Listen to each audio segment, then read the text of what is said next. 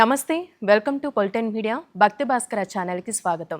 మనకి సంవత్సరానికి 24 ఏకాదశులు ఉంటాయి. అయితే మనకి ఏప్రిల్ 13న వరోధిని ఏకాదశి రాబోతుంది. అయితే ఈ ఏకాదశికున్న ప్రాముఖ్యత గురించి, మనం పాటించవలసిన నియమాల గురించి గురుగారిని అడిగి తెలుసుకున్నాం. ప్రస్తుతం మనతో ఉన్నారు ప్రముఖ ఆధ్యాత్మికవేత్త, ప్రముఖ జ్యోతిష వాస్తు పండితులు పప్పు సీతారామ శర్మ గారు. మరి గురుగారితో మాట్లాడి మనకున్న సందేహాల గురించి అడిగి తెలుసుకుందాం. నమస్కారం గురుగారు. నమో నారాయణ శివాయ. గురుగారు, ఇప్పుడు మనకి 12 ఏకాదశులు ఉంటాయి సంవత్సరానికి. అయితే ఇప్పుడు మనకి ఏప్రిల్లో రాబోతుంది వరోధిని ఏకాదశి. ప్రాముఖ్యత ఏంటంటే అసలు వరోధిని ఏకాదశి పేరు ఎందుకు వచ్చింది? మనకి సంవత్సరంలో 24 ఏకాదశులు, అంటే 12 శుద్ధమందు బహుళమందు వస్తాయి. అందులో మనకు ప్రశస్తంగా శయన ఏకాదశి, ముక్కోటి ఏకాదశి, భీష్మ ఏకాదశి ఇవి ప్రశస్తంగా ఉంటాయి. అందులో రేపు ఏప్రిల్ 13 చైత్ర బహుళ ఏకాదశి, అంటే అమావాస్య ముందు వచ్చేటువంటి ఏకాదశిని వరోధిని ఏకాదశి అంటాము. ఈ వరోధిని ఏకాదశి విష్ణు ప్రియమైనటువంటిది. వరోధిని అనగా రక్షించబడేదని దాని యొక్క అర్థం. ఈ యొక్క ఏకాదశి రోజున కనుక చక్కగా స్వామివారి అనుగ్రహాన్ని పొందటానికి కానీ, ఈ యొక్క ఏకాదశి రోజు ఎటువంటి పూజాక్రతువులు ఆచరిస్తే ఏం ఫలితాలు ఉంటాయో కూడా మనం సంక్షిప్తంగా తెలుసుకుందాం. వరోధిని ఏకాదశి, ఈ ఏకాదశి స్వామివారి విష్ణుమూర్తి వరాహస్వామి రూపంలో ఆ రోజు దర్శనమిస్తూ చక్కగా భక్తులకు అభీష్టాల మేరకు, అంటే ఎటువంటి కఠినతరమైన జటిలమైన సమస్యను కూడా ఈ ఏకాదశి రోజు కనుక స్వామివారి సమక్షంలో ఉంటూ ఉపవాస దీక్ష కానీ, స్వామివారి నామస్మరణ కానీ చేస్తూ ఉంటే విశేషమైనటువంటి యోగ ఫలితాలు పొందుతాం. గురుగారు, ఇప్పుడు మనకి ఏకాదశి తేదీ ఎప్పటి వరకు ఉందంటారు? మనకి సంవత్సరంలో ఈ వరోధిని ఏకాదశి ఎప్పుడు వస్తుందంటారండి? ఈ యొక్క వరోధిని ఏకాదశి చైత్రమాసము బహుళ ఏకాదశి, అంటే చైత్రమాసము ఉగాది ఆరంభమైన తర్వాత శుద్ధమందు, అంటే పౌర్ణమి ముందు వచ్చే ఏకాదశి కాకుండా అమావాస్య ముందు వచ్చేటువంటి ఏకాదశిని వరోధిని ఏకాదశి అంటాము. ఇది ఆ రోజు మనకు ఉదయం సోమవారం. ఈసారి ఇంకా విశిష్టం ఏమిటంటే శివాయ విష్ణురూపాయ శివాయ, మనం శివకేశవ భేదం లేకుండా మన వేదం కానీ మన ధర్మం కానీ చెప్తుంది. అటువంటి మహత్తరమైనటువంటి విశేషం ఈ సంవత్సరానికి ఎందుకు అంటే, ఆ రోజు విష్ణువు మరియు శివుడికి ఇష్టమైన వారం ఇందువాసరే సోమవారం రోజున ఆ పరమేశ్వరుని ఎంత ఆరాధిస్తే అద్భుతమైన. అయితే పరమేశ్వరుని ఆరాధిస్తే అందరికంటే ఎక్కువ ఆనందపడేది విష్ణుమూర్తి. ఎందుకంటే రామలింగేశ్వర, రాముల వారు కూడా ఈశ్వరుని, వెంకటేశ్వరుడు వెంకట ఈశ్వర అందులో సమైక్యం ఉంటారు. కాబట్టి అలా కలిసి రావడం గత 10-12 సంవత్సరాల తర్వాత ఈ సంవత్సరం చైత్ర బహుళ ఏకాదశి రేపు 13వ తేదీ రోజున మనకు ఉదయం ప్రారంభమవుతుంది, రాత్రి వరకు ఉన్నది సంపూర్తిగా. ఈరోజు పూజ చేయటం వల్ల 100 ఏకాదశులు వ్రతం ఆచరించిన ఫలితం, 1000 అభిషేకాలు చేసిన ఫలితం శివుడికి అన్నీ కూడా ఏకకాలంలో మనకు లభిస్తాయి. అంటే ఒకే మాత్రలో సర్వరోగ నివారణి. అట్లా మన యొక్క ధర్మంలో ఉండేటువంటి బాధలు కలిప్రభావం చేత, ఈ కలియుగంలో కొన్ని కర్మల చేత, గోచారం చేత అనేకమైనటువంటి సమస్యలతో బాధించబడుతూ ఉంటాం. ఆ బాధలన్నీ నివృత్తి చేసుకోవాలంటే ఆ యొక్క విష్ణు ఆరాధన, శివ ఆరాధన ద్వారా మనస్సు ప్రశాంతమై, మనస్సులో లగ్నమైనటువంటి ఆలోచనలు బయటికి వచ్చినప్పుడు ఆ రూపంలో మనకు వచ్చేటువంటి ఆర్థిక మానసిక స్థితుల నుండి కూడా బయటపడతాం. ఎప్పుడు దైవము పూర్తిగా మనకు అన్ని సమకూర్చి పెట్టదు. మన ఇంట్లో ఉండే బియ్యమైనా సరే, కూరగాయలైనా సరే, మళ్ళీ మీరు స్టవ్ వెలిగించాలి, అన్నం వండాలి, కూర చేసుకోవాలి, దాన్ని ఉప్పు కారం సరిపడు, అంటే ఆ మార్గం చేయడానికి నీ శరీరానికి సత్వను శక్తినిచ్చేదే భగవంతుడు. కానీ పూర్తిగా నా కష్టాలన్నీ పోతాయి అంటే, కష్టాలు పోవడానికి మార్గాలు చూపబడతాయి ఏ దైవమైనా సరే. అందులో ఈ సంవత్సరం కనుక సోమవారం వచ్చినటువంటి వరోధిని ఏకాదశి రోజున ఎవరైతే ప్రాతకాలమే లేచి తెల్లవారుజామున స్నాన సంధ్యానుష్ఠాలు చేసుకుని దగ్గర ఉన్నటువంటి విష్ణు ఆలయం, ఈ సంవత్సరం మీకు అనుకూలం ఏమిటంటే 2 ఆలయాలు వెళ్ళొచ్చు. ఎందుకంటే సోమవారంతో కూడిన ఏకాదశి కనుక శివాలయంలో వెళ్ళి కూడా విష్ణునామస్మరణ చేస్తూ, కొన్ని ప్రాంతాల్లో కొన్ని ధర్మాల ప్రకారం విష్ణువు ఉన్న చోట శివుడు లేడని అలాంటివి కాకుండా ఆయన రూపాల్లో సర్వాంతర్యామ, ఆయన ఈశాన సర్వ విద్యానాం ఈశ్వర సర్వభూతానాం, సమస్త దేవతాగణుల్లో ఆ యొక్క విష్ణువు శివుడు అంతర్ధానమై ఉంటారు. కాబట్టి అలా ఎవరైతే ఈ వరోధిని ఏకాదశి అవకాశాన్ని వినియోగించుకోవాలి. ఎప్పుడు కూడా మంచి సమయం ఎప్పుడు రాదు. వచ్చినటువంటి మంచి సమయాన్ని సమస్త భక్తజనులు వారికి ఉండేటువంటి కష్ట నష్టాల నుండి కూడా బయటపడడానికి అనేకమైన మార్గాలు ఈ వరోధిని ఏకాదశి సూచిస్తుంది. ఈ సంవత్సరం 13 సోమవారం రోజున మనకు బహుళ ఏకాదశి, చైత్ర ఏకాదశిని వరోధిని ఏకాదశిగా అంటాము. దీని యొక్క నామ అర్థం ఏమిటంటే రక్షించబడేది. వరోధిని అంటే మనల్ని రక్షించబడేది. అది ఏ మార్గం నుంచి అయినా కూడా మనకు సన్మార్గంలో రక్షించడానికి వీలుగా ఉంటుంది. గురుగారు, ఇప్పుడు వరోధిని ఏకాదశి గురించి మన పురాణాల ప్రకారం ఏదైనా ఒక చిన్న కథ లాంటిది ఉందండి? ఈ యొక్క వరోధిని ఏకాదశి భవిష్య పురాణం ప్రకారం మధుర అనేటువంటి రాజుగారు నర్మదా నది తీరం వెళ్ళి అక్కడ విశ్రాంతి తీసుకుంటూ ఉంటే ఒక ఎలుగుబంటి తన కాలును అక్కడే మదిస్తూ కాలును మొత్తం కూడా కొరికేయడం జరిగింది. ఆ క్షణంలో స్వామివారిని ఆ వరోధిని ఏకాదశి రోజునే స్వామివారిని నమో నారాయణాయ నమో విష్ణవే నమః అంటూ స్వామివారిని స్మరించడం వల్ల సుదర్శన చక్రంతో ఆ ఎలుగుబంటిని ఛేదించి ఆ యొక్క రాజును రక్షించినప్పుడు ఆ రాజుగారు వెంటనే ఎటువంటి జటిలమైన సమస్య వచ్చినా, ఎటువంటి మనకు ఉండేటువంటి అపాయాల నుండి బయటపడాలంటే ఈ ఏకాదశి వ్రతం చేయడం విశేషమైనటువంటిది అప్పటి నుంచి కూడా ప్రాశస్తంగా వస్తుంది. అంటే ఇట్లాంటి పురాణాలు చాలా ఉన్నాయి. దేవతారాధన కార్యక్రమంలో ఏకాదశి అంటే మనకు ఈ ఏకాదశి రోజు కనుక చేసేటువంటి వ్రతం వల్ల అనేక కోటి జన్మల పాపాలు కూడా తొలగిపోయాయని భవిష్య పురాణం చెప్తూ ఉంది. దానివల్ల ప్రతి ఒక్కరూ కూడా మీకు వీలైనటువంటి ఆ పూజా క్రతువులు ఆచరిస్తూ ఆ రోజు మీ యొక్క భగవత్ ద్వారా అనుగ్రహాన్ని పొందవచ్చు. గురుగారు, ఇప్పుడు వరోధిని ఏకాదశి రోజు ఏ దేవుణ్ణి ఆరాధించాలంటారు? పూజా విధానం కూడా తెలియచేయండి. లక్ష్మీం క్షీరసముద్రరాజతనయాం శ్రీరంగధామేశ్వరీం దాసీభూత సమస్తదేవనితాం లోకైక దీపాంకురాం శ్రీమన్మందకటాక్షలబ్ధృమేంద్ర గంగాధరాం. అంటే ఆ యొక్క విష్ణుమూర్తి క్షీరసాగరం అంటే లక్ష్మీప్రియం. కాబట్టి ఆ వరోధిని ఏకాదశి రోజున ప్రతి ఒక్కరూ కూడా బ్రాహ్మీ ముహూర్తంలో అంటే తెల్లవారి 6 లోపే సూర్యోదయం ముందే స్నాన సంధ్యాను ఆచరించుకొని చక్కగా ఉతికిన వస్త్రము లేదా కొత్త వస్త్రం, పట్టు వస్త్రం ధరించి ఆలయానికి వెళ్ళి పాలు, ఆవు పాలు, పచ్చి పాలు తీసుకొని కుంకుమతో కలిపి పాలల్లో కుంకుమతో కలిపి ఆ కుంకుమ పాలు రెండు కూడా విష్ణుమూర్తి రూపం ఉన్నటువంటి ప్రతిమకు కానీ అక్కడ ఉండేటువంటి ఆలయంలో అభిషేకం చేయించడం వల్ల విశేషమైన ఫలితాలు. మామూలు సమయంలో పంచామృతాలు ఎలా చేస్తామో ఇప్పుడు మాత్రము కుంకుమ సహిత క్షీరం అంటే పాలు, కుంకుమ కలిపి చక్కగా ఎరుపు చందనంగా అవుతాయి. ఆ రెండు కలిపి స్వామివారికి అభిషేకం చేసి తులసి దళాలు స్వామికి సమర్పణ చేస్తూ ఓం నమో నారాయణాయ ఓం వరాహ రూపాయ నమః ఆ రోజు చెప్పేటువంటి మంత్రమమ్మ అందరూ ఖచ్చితంగా 108 సార్లు ఆ రోజు పఠిస్తే మీకు అనేకమైనటువంటి దోషాలు నివృత్తి అవుతాయి. ఓం నమో నారాయణాయ ఓం నమో వరాహ రూపాయ అంటే ఆ రోజు వరాహ రూపంగా స్వామివారు విశేషమైనటువంటి ఫలితాలు ఇచ్చారని కూడా మనకు వేదశాస్త్ర పురాణం ప్రకారం చెప్తూ పడుతుంది. కనుక ఈరోజు కొన్ని ఫలదానము కానీ మరియు ఎరుపు వస్త్రము, పసుపు వస్త్రము, తర్వాత పసుపు రంగులో ఉండేటువంటి పూలు, తర్వాత స్వామివారికి పండ్లు అంటే మామిడి పళ్ళు ఇప్పుడు అరుదుగా దొరికేటువంటి ఫలం. ఈ ఫలాలు పేదవాళ్లకు, కడు ఆకలితో ఉన్న వాళ్లకు ఆ రోజు దానం చేయండి. వినయేన శ్రద్ధేన లభతే. మీరు వినయంతో, శ్రద్ధగా, నమ్మకంతో వరోధిని ఏకాదశి రోజున ఈ నియమాలు పాటించి ఈ నామస్మరణ చేస్తే మళ్ళీ ఏకాదశి అంటే మాసం తిరిగేసరికి ప్రతి నెల మనకు 2 ఏకాదశులు వస్తాయి, సంవత్సరంలో 24.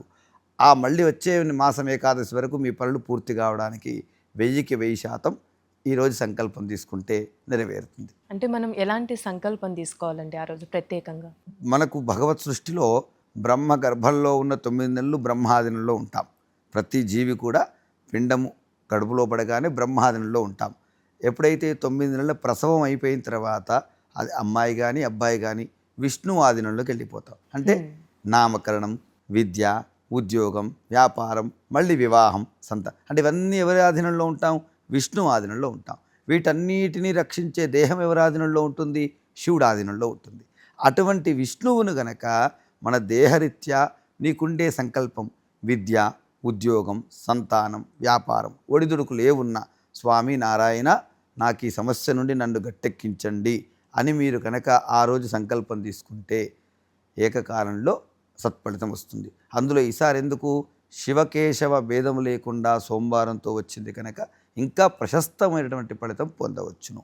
గురుగారు, ఇప్పుడు ఏకాదశి అంటేనే ఆ రోజు ప్రత్యేకంగా ఉపవాసం ఉండాలి అని అంటూ ఉంటారు. నిజంగా మనం ఉండాలండి? చేయలేని వాళ్ళు అసలు ఏ విధంగా చేయాలంట? ఉపవాసం అంటే దేవునికి దగ్గరగా ఉండడం. అది ఏ రూపంలో అయినా ఉండవచ్చు.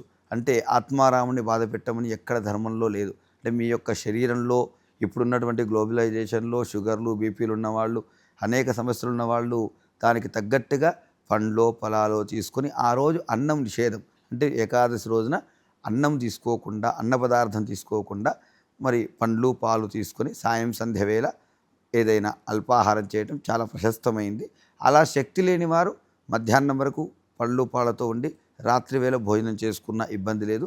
కానీ నామస్మరణే ఉపవాసానికి శక్తివంతమైనటువంటిది. మీరు ఉపవాసం చేయలేకపోయామనేటువంటి సంకల్పం కన్నా ఓం నమో నారాయణాయ, ఓం నమో వరాహ రూపాయ అనే మంత్రాన్ని 108 సార్లు కనుక మనం స్మరించండి, ఉపవాసం చేసినటువంటి ఫలితం ఉంటుంది.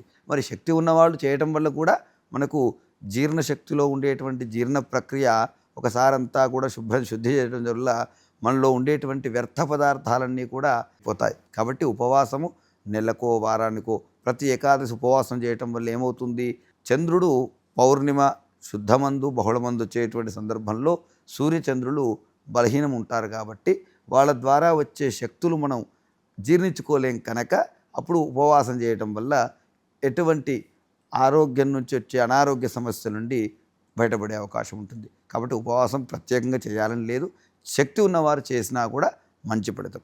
అంటే మనం ఒక్కసారి ఉపవాసం ఉంటే ప్రతి నెల ఉండాలండి ఏకాదశికి? మన సంకల్పం బట్టి ప్రతి ఏకాదశి శుద్ధమందు బహుళమందు ఉండడం వల్ల ఏకో నారాయణో విష్ణు ఒక స్వామివారికి ఆ 15 రోజులు మనము ఆయన కోసం ఒక్క రోజును గడిపితే మిగతా పక్షం రోజులు కూడా మనకు 14 రోజులు ఆయన మన కోసం వేచి ఉంటారని ఒక ప్రతీక. అంటే మనం ఆయన కోసం ఒక రోజు త్యాగం చేస్తే మళ్ళీ ఆయన సంవత్సరాంతంలో 15 రోజులు కూడా మన మీద దృష్టి లగ్నం చేస్తారు. ఎందుకు లగ్నం అవుతుంది అంటే దేహో దేవాలయో ప్రోక్త, ఈ యొక్క దేహమంతా కూడా దేవాలయంతో కూడుకున్నది. మన ప్రతి అవయవం, నేత్రము, నాసికం, లలాటం ప్రతిదీ కూడా ఒక అమూల్యమైనటువంటి సంపద. మనకు భగవంతుడు ఏమి ఇచ్చాడనుకుంటే కొన్ని కోట్ల సంపద మన శరీరంలో ఇచ్చారు. గమనించుకోండి, మనం ఒక కళ్ళు తీసుకోండి, అవి మనం కొనుక్కోవాలంటే జనరల్గా ఎన్నో లక్షలు వెచ్చిస్తాం. గుండె ఉంది, కొన్ని లక్షలు వెచ్చిస్తాం. అంటే మనం గమనించుకోలేక భగవంతుని చేరుకోలేక ఈ యొక్క సందిగ్ధంలో పద్మవ్యూహంలో కొట్టుమిట్టాడుతున్నాం. కానీ ఇలాంటి పూజా పునస్కారాలు చక్కటి భక్తి భాస్కర, మీరు దీంట్లోనే సూర్య విస్తీర్ణం, మీకు ఇంతకు ముందుగా మీరు చెప్పినట్టు మీ పేరులోనే సూర్యుడిని కలుపుకోనున్నారు. తేజోవంతమైన శక్తితో మీరు ఈ యొక్క భక్తిని విస్తారం చేస్తున్నారు. అంటే సూర్యచంద్రులు ఉన్నంత వరకు కూడా మీ ఛానల్ ద్వారా వచ్చేటువంటి విషయాలు కానీ భక్తులకు తెలియడం కూడా ఇది నిరంతర ప్రక్రియ కొనసాగిస్తూ ఉంటారు, ఉండాలి కూడా. గురుగారు, ఇప్పుడు వరోధిని ఏకాదశి వ్రతం మనం ఏ విధంగా చేయాలంటారండి?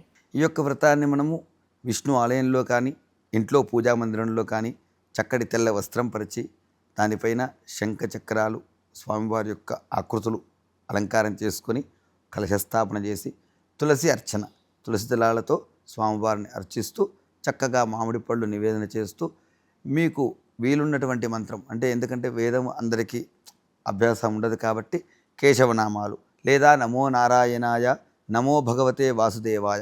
ఇక్కడ ముఖ్యమైనది ఏంటంటే చేసే పని కన్నా శ్రద్ధ ముఖ్యం.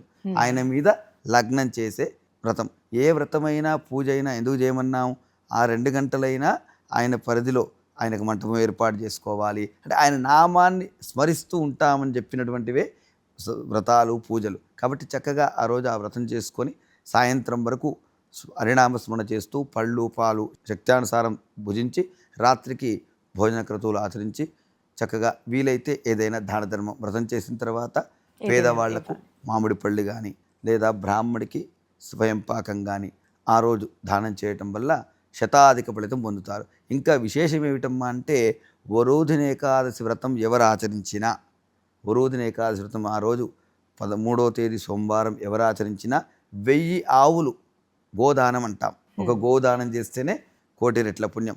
అలా 1000 ఆవులను దానం చేసిన ఫలితం లభిస్తుంది. మరి 1000 ఆవులను దానం చేయాలంటే ఒక ఆవు 50,000 వేసుకున్న కొన్ని అంటే అన్ని లక్షల అత్యధిక పుణ్యాన్ని మీరు వరోధిని ఏకాదశి రోజు పూజ చేయటం వల్ల సంప్రాప్తించుకోవచ్చు. చక్కగా ఆ ఏకాదశి అందరూ కూడా ఇప్పుడు ఎందుకంటే ఇవన్నీ కూడా ఎప్పటి నుంచో ఉన్నాయి, కొన్ని తెలియక కొన్ని అంతర్లీనంగా ఉండి ప్రచారంలో రాక ఇట్లాంటివి మంచి విశేషాలన్నీ ప్రచారంలోకి రావాలి. ఎందుకంటే ఇప్పుడు ఏమేమి చూస్తారు, వరోధిని ఏకాదశి గుడికి పోకపోతే ఏమవుతుంది, ఇలా విష్ణువుని ఏం ఆరాధించాలి, ఇట్లా భయపెడుతూ వస్తారు. అలా భయం లేకుండా ప్రతి ఒక్కరూ భక్తిగా వెళ్ళండి, మంచి ఫలితాలు పొందేటువంటి అవకాశం ఉంటుందమ్మా. గురుగారు, ఇప్పుడు వరోధిని ఏకాదశి వ్రతం చేయడం వల్ల ఎలాంటి సమస్యలకి అసలు పరిష్కారం ఉంటుందంటారు? ముఖ్యంగా ఈ యొక్క వరోధిని ఏకాదశి రోజున సోమవారంతో కూడుకొని వచ్చింది కాబట్టి నిక్షిప్తంగా ఉండే అనారోగ్య సమస్యలు, అంటే ఎప్పటి నుంచో ఉన్నటువంటి అనారోగ్య సమస్యలన్నీ కూడా తొలగిపోయి ఆ రోజు కనుక స్వామివారి పూజ చేయటం వల్ల గూఢంగా ఉన్న రోగ బాధలన్నీ కూడా తొలగిపోతాయి. ఆకస్మిక ధనలాభం. ఎందుకు? క్షీర సముద్రుడు లక్ష్మీం క్షీర సముద్రరాయతనయాం. అనుకోని ధనం, నష్టధనం, నష్టద్రవ్యం కూడా వరోధిని ఏకాదశి రోజు చేయటం వల్ల విశేషంగా లభించే అవకాశం ఉంది. అది కాకుండా భూ సమస్యలు, అంటే భూక్షేత్ర వ్యాపారం, అంటే రియల్ ఎస్టేట్ వ్యాపారం కానీ నిర్మాణ రంగంలో ఉన్నవాళ్ళు గత 2 సంవత్సరాలుగా చాలా బాధలు పడుతూ ఉన్నారు అన్ని రంగాల్లో. వాళ్ళు ఈ వరోధిని ఏకాదశి రోజున ఖచ్చితంగా మీరు సంకల్పం తీసుకొని ఒక ఆలయానికో లేదా దేనికైనా భూదానము లేదా మీకు తోచినటువంటి దానం చేయటం వల్ల ఆ రియల్ ఎస్టేట్ సంబంధించి భూ వ్యాపారస్తులకు కూడా వరోధిని ఏకాదశి రోజున మీరు కాస్త స్వామివారికి మామిడి పళ్ళు 11 మామిడి పళ్ళు, 11 చామంతి పూలు, ఒక వస్త్రం, పసుపు వస్త్రం తీసుకువెళ్ళి ఈ వ్యాపారంలో ఉండేవాళ్ళు దానం చేయటం వల్ల ఖచ్చితమైనటువంటి ఫలితం మీకు ఏకాదశో మహాభాగ్యం, చక్కటి ఏకాదశమైన ఫలితం కూడా లభిస్తుంది. గ్రహ బాధలున్న, సంతానంలో ఉండేటువంటి సమస్యలు, అనతికాలంగా సంతానం లేకుండా బాధపడే దంపతులు ఈ వరోధిని ఏకాదశి రోజున ఆ సంతాన గోపాలస్వామి, విష్ణు అంటేనే కృష్ణము రామము అన్ని తత్వంలో ఉంటాడు. దేవకీసుత గోవింద వాసుదేవ జగత్పతే దేహిమే తనేన్ కృష్ణ త్వామహం శరణం వ్రజ అనే సంకల్పంతో వరోధిని ఏకాదశి రోజున కనుక మీరు సోమవారం పూజ చేస్తే వచ్చే సంవత్సరం ఏకాదశి వరకు చక్కటి పండంటి సంతానం పొందే అవకాశం కూడా ఉంది. అలాగే వివాహం కానటువంటి వధూవరులు ఈ సమస్య కాలంలో వధువులు దొరికితే వరుడు దొరకట్లేదు, వరుడు దొరికితే వధువు దొరకట్లేదు. ఈ 2 దొరికితే వీళ్ళ కోరికలు అనంతంగా ఉంటున్నాయి. అనంత కోరికలు దాటిపోవడానికి కూడా చక్కటి జ్ఞానం ప్రసాదించి నచ్చిన అమ్మాయిని నచ్చిన అబ్బాయి చేసుకోవడానికి కూడా, అంటే వాళ్లకు మధ్యలో మనస్సును ఒక ఏకాగ్రతగా పొంది వివాహ యోగ్యం కూడా ఉంటుంది. అంటే ధన ధాన్య వ్యవహార వ్యాపార వ్యవహారాలన్నీ ఏకకాలంలో పొందడం ఈ ఏకాదశి రోజున చేయడం వల్ల మీకు లభ్యమవుతాయమ్మా. మరి భక్తి భాస్కర ప్రేక్షకుల ద్వారా మళ్ళీ మీకు తెలియజేయడం ఏమిటంటే, ఈ యొక్క వరోధిని ఏకాదశి రోజు వల్ల మానసిక ఆధ్యాత్మిక దైనందిక జీవితంలో మనం ఎదుర్కొనేటువంటి అనేకమైనటువంటి ఒడిదుడుకులు, అనేకమైన సమస్యలు, ఇది గ్లోబలైజ్ లైఫ్లో ఉన్నాం. పొద్దున్న లేస్తే రాత్రి పడుకున్న వరకు తిన్న పదార్థం ఒంటికి పట్టడం లేదు, కంటి నిండా నిద్ర లేదు. అంటే సత్పురుషుడు అంటే ఏమిటి? మరి తిన్నది అరగడము, పడుకోవడం, మంచి నిద్ర రావడం.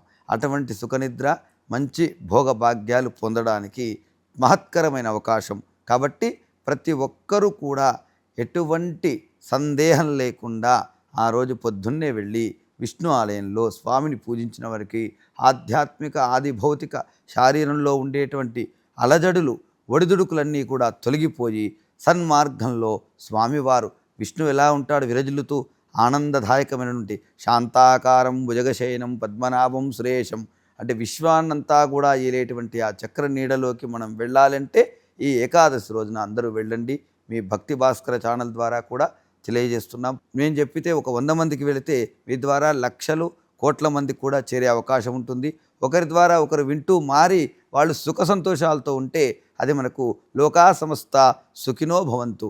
అందరూ బాగుంటే మనం అందరం బాగుంటాం, అన్ని రంగాలు బాగుంటాయి. కాబట్టి అందరూ ఈ నియమాలు పాటించండి. దీనికి ఖర్చు లేదు, దీనికి కావాల్సింది భక్తి, ముక్తి మార్గం. చూసారు కదండి, వరోధిని ఏకాదశి రోజు మనం పాటించవలసిన నియమాలు, ఆ రోజున్న ప్రాముఖ్యత గురించి గురుగారి మాటల్లో విన్నాము.